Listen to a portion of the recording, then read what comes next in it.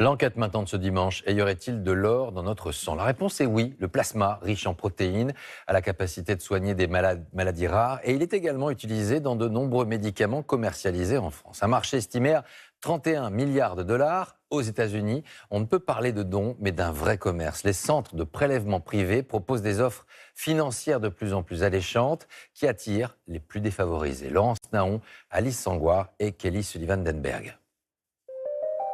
Certains le comparent à de l'or, le plasma. De l'or car ce composant du sang humain permet de fabriquer des médicaments vitaux pour certains malades. Dans le plasma, il y a un certain nombre de protéines dont on peut servir pour sauver des vies.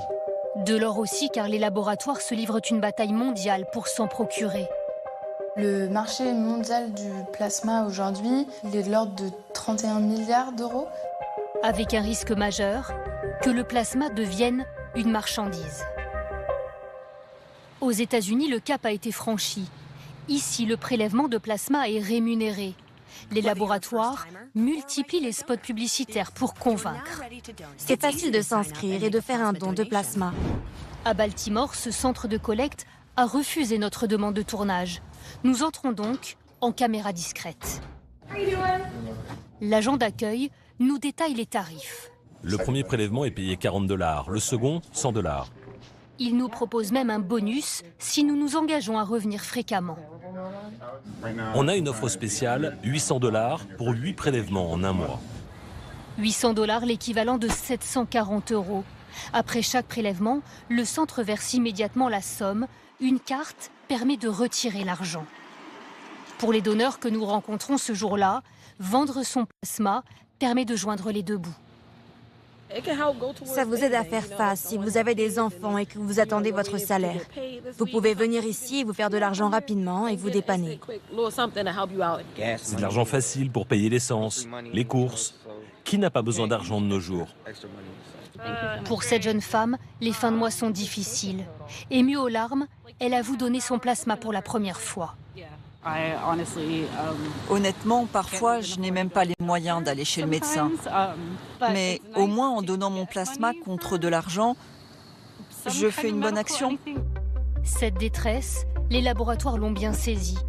Ils ouvrent des centres à travers tout le pays.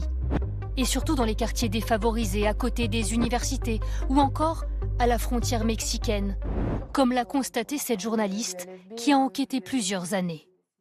Il y a tous les jours des milliers de personnes mexicaines qui traversent la frontière avec leur visa touriste pour aller vendre 2 fois par semaine ce plasma. Et pour certaines personnes, c'est vraiment devenu un genre de salaire en fait. Aucun problème sanitaire signalé aux États-Unis avec ce plasma rémunéré. Les prélèvements sont soumis à de nombreux contrôles. Ce qui pose problème en revanche, c'est la marchandisation du corps et les risques pour la santé des donneurs.